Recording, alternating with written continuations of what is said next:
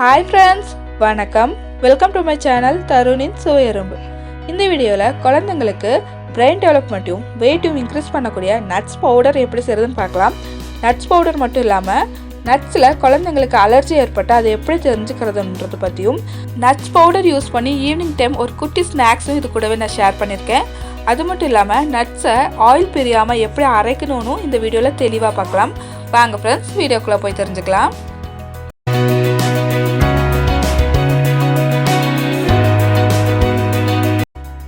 First கடாயில் அரை cup பிஸ்தா add பண்ணி நல்லா வறுத்துக்கலாம். ஒரு பருப்பாக தனித்தனியாக ஆட் பண்ணி நல்லா வறுத்துக்கலாம். அப்போ தான் எல்லா பக்கமும் ஈவனாக வறுபட்டு வரும்.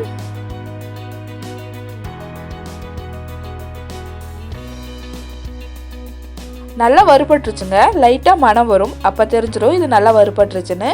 இது நல்லா வறுபட்டதுக்கு அப்புறமா ஒரு பிளேட்டில் ட்ரான்ஸ்ஃபர் பண்ணிக்கிறேன். அடுத்ததாக அதே கடாயில் அரை கப் cashew nut ஆட் பண்ணிக்கிறேன். முந்திரி பருப்பையும் அதே போலவே ட்ரை ரோஸ்ட் பண்ணிக்கலாம். முந்திரி பருப்பும் நல்லா மணம் வர்ற வரைக்கும் வறுத்துக்கலாம். இது இப்போ நல்லா வறுபட்டுருச்சு. நம்ம பிஸ்தா ஆட் பண்ணியிருக்கிற பிளேட்டில் இந்த முந்திரியை ட்ரான்ஸ்ஃபர் பண்ணிக்கலாம்.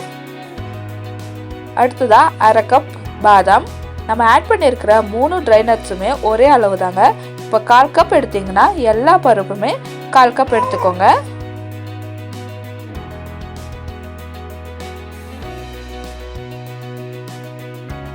பாதாம் பருப்பும் கலர் சேஞ்ச் ஆகி நல்லா வறுபட்டுருச்சுங்க. இதையும் ஒரு பிளேட்டுக்கு நம்ம ட்ரான்ஸ்ஃபர் பண்ணிக்கலாம். அடுத்ததா ஒரு 2 டேபிள் ஸ்பூன் மட்டும் பொட்டுக்கடலை ஆட் பண்ணிக்கிறேன். இந்த பொட்டுக்கடலையை நம்ம ஆட் பண்ணுறதுனால ஆயில் பிரியறத கொஞ்சம் கம்மி பண்ணுங்க. ஏன்னா பாதாமும் முந்திரியும் நம்ம கொஞ்சம் நேரம் நல்லா அரைச்சிட்டோன்னா எண்ணெய் பிரிய ஆரம்பிச்சிடும். அதிலிருந்து எண்ணெய் பிரியறத கம்மி பண்ணுறதுக்கு இந்த பொட்டுக்கடலை யூஸ்ஃபுல்லாக இருக்குங்க. இது எல்லாமே நல்லா ஆற வச்சிடலாம். கொஞ்சம் கூட ஹீட்டாக இருக்கக்கூடாது. லைட்டாக ஹீட் இருந்தாலும் இது உருண்டு ஒரு மாதிரி கட்டி தட்டி வந்துடும், ஆயில் பிரிய ஆரம்பிச்சிடும். அதனால் அரைக்கிறதுக்கு முன்னாடி கொஞ்சம் கூட ஹீட் இல்லாத மாதிரி பார்த்துக்கோங்க. இப்போ நம்ம வறுத்து வச்சுருந்த நட்ஸை மிக்ஸி ஜாருக்கு ஆட் பண்ணிக்கிறேன். எல்லா நட்ஸுமே ஒரேடியாக ஆட் பண்ணிடுறேங்க. நட்ஸ் ஆட் பண்ணதுக்கப்புறமா ஒரே பல்ஸில் எல்லாத்தையுமே அரைக்கக்கூடாதுங்க. கொஞ்சம் அரைச்சதுக்கப்புறமா இந்த மாதிரி மிக்ஸ் பண்ணிவிட்டு அரைச்சிங்கன்னா தான் எண்ணெய் பிரியாமல் உருண்டு வராமல் ஒரு ஃபைன் பவுடராக கிடைக்கும். இந்த மாதிரி நல்லா மிக்ஸ் பண்ணிவிட்டு அரைக்கணும். இந்த மாதிரி அரைச்சாவே போதும். கொஞ்சம் கொரப்பாக இருந்தால் ஒன்றும் பிரச்சனை இல்லைங்க. ஏன்னா இது நம்ம 8 மாதம் மேலே இருக்கிற குழந்தைக்கு தான் கொடுக்க போகிறோம். அது மட்டும் இல்லாமல் வறுத்து ஆட் பண்ணியிருக்கனால குழந்தைங்களுக்கு ஜீரணமாயிரும். நம்ம அரைச்சிட்டு வந்த பவுடரை இந்த மாதிரி ஒரு பிளேட்டில் பரப்பி விட்டு ஒரு அரை மணி நேரம் வரைக்கும் அப்படியே காய வச்சிடலாம். இந்த மாதிரி பண்ணுறதுனால நல்லா உதிரியாக வரும். மிக்சியில் அரைக்கும் போது லைட்டாக ஹீட் இருக்கும் இல்லைங்களா, இப்படி பண்ணுறதுனால அந்த ஹீட் கம்மியாகி உதிரி ஆயிருங்க. அடுத்ததாக இந்த மாதிரி ஒரு கிளாஸ் ஜாரில் ஸ்டோர் பண்ணிக்கலாம். ஒன்று கிளாஸ் ஜார் யூஸ் பண்ணுங்கள், அப்படி இல்லைன்னா சில்வர் பாக்ஸ் இருக்கு இல்லைங்களா, அது யூஸ் பண்ணுங்கள். பிளாஸ்டிக்கில் ஸ்டோர் பண்ண வேண்டாம். அடுத்ததாக நட்ஸில் என்னென்ன சத்துக்கள் இருக்குன்னு பார்க்கலாம். நட்ஸ் குழந்தைங்களுக்கு ரொம்ப நல்லது. ஏன்னா நட்ஸ் அடிக்கடி நம்ம கொடுக்கறதுனால குழந்தைங்களோட பிரெயின் டெவலப்மெண்ட் நல்லா இருக்குங்க. பாதாம்லையும் பிஸ்தாலையும் அதிகமான அளவு விட்டமின் இ இருக்கனால குழந்தைங்களோட ஸ்கின்னுக்கும் ஹேருக்கும் ரொம்ப நல்லது. குழந்தைங்களோட எலும்பு வளர்ச்சிக்கும் உடல் எடை அதிகரிக்கிறதுக்கும் ரொம்ப ஹெல்ப்ஃபுல்லாக இருக்கும். நட்ஸில் அதிகமான அளவு மைக்ரோ நியூட்ரியன்ட் இருக்குது. இது குழந்தைங்களோட உடல் வளர்ச்சிக்கும் மன வளர்ச்சிக்கும் மூளை செயல்பாடை மேம்படுத்துறதுக்குமே ரொம்ப ஹெல்ப்ஃபுல்லாக இருக்கும். அடுத்ததாக குழந்தைங்களோட நோய் எதிர்ப்பு சக்தியை அதிகமாக்கிறதுக்கு நட்ஸ் ரொம்ப ஹெல்ப்ஃபுல்லாக இருக்கும். ஓகே ஃப்ரெண்ட்ஸ், இந்த நட்ஸில் இந்த அளவுக்கு நன்மைகள் இருந்தாலும் குழந்தைங்களுக்கு அலர்ஜி ஏற்படுறதுக்கு சான்ஸ் இருக்குது. ஃபஸ்ட்டு பாதாம் கொடுத்து பாருங்கள். ஒரு 3 பாதாம் போல் ஊற வச்சு நம்ம செய்கிற ஃபுட்டோட மிக்ஸ் பண்ணி கொடுத்து பாருங்கள். எந்த ஒரு அலர்ஜியும் இல்லைன்னா 3 நாள் கழித்து பிஸ்தா முந்திரி இந்த மாதிரி தனித்தனியாக கொடுங்க குழந்தைங்களுக்கு. அதுலேயும் எந்த ஒரு அலர்ஜியும் இல்லைன்னா தான் இந்த நட்ஸ் பவுடர் செஞ்சு நம்ம செய்கிற சாலிட் ஃபுட்டோட மிக்ஸ் பண்ணி கொடுக்கணும். நீங்கள் எடுத்ததுமே இந்த நட்ஸ் பவுடர் செஞ்சு கொடுத்தீங்கன்னா எந்த நட்டில் அலர்ஜி இருக்குதுன்னு நமக்கு தெரியாமல் போயிடும். நட்ஸ் கொடுக்கறதுனால குழந்தைங்களுக்கு அலர்ஜி வருதுன்னு எப்படி தெரிஞ்சுக்கணும்னு பார்த்தீங்கன்னா, குழந்தைங்களுக்கு நீங்கள் இப்போ நட்ஸ் ஃபீட் பண்ணிட்டீங்கன்னா அடுத்த நாளே உடம்பு ஃபுல்லாக ரேஷஸ் வந்துடும். சில குழந்தைங்களுக்கு வாமிட் வரும், சில குழந்தைங்களுக்கு மோஷன் ப்ராப்ளம் வரும். அதிகமாக பார்த்தீங்கன்னா நட்ஸ் அலர்ஜி இருக்கிறது குழந்தைங்களோட ஸ்கின்லேயே நமக்கு பளிச்சுன்னு தெரிய வந்துடுங்க. தடிப்பாக ரேஷஸ் மாதிரி எல்லா இடத்துலையும் வந்துடும். அதனால் குழந்தைங்களுக்கு நட்ஸ் அலர்ஜி இருக்கா இல்லையான்னு செக் பண்ணிவிட்டு அதுக்கப்புறம் இந்த நட்ஸ் பவுடர் கொடுக்கலாம்.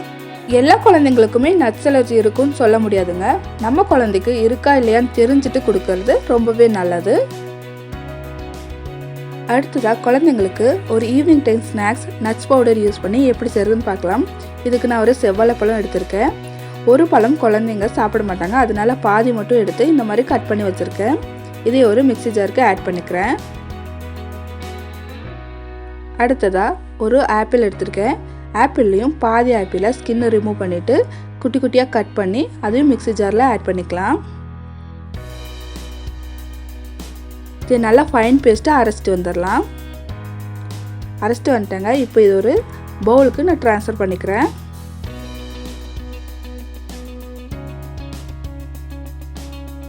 இந்த பியூரியை பவுலுக்கு ட்ரான்ஸ்ஃபர் பண்ணிவிட்டு ஒரு டீஸ்பூன், நீங்கள் அதிகமாக கொடுக்கக்கூடாது, ஒரு நாளைக்கு ஒரு டீஸ்பூன் நட்ஸ் பவுடர் கொடுத்தாவே குழந்தைங்களுக்கு போதுமானதாக இருக்கும்.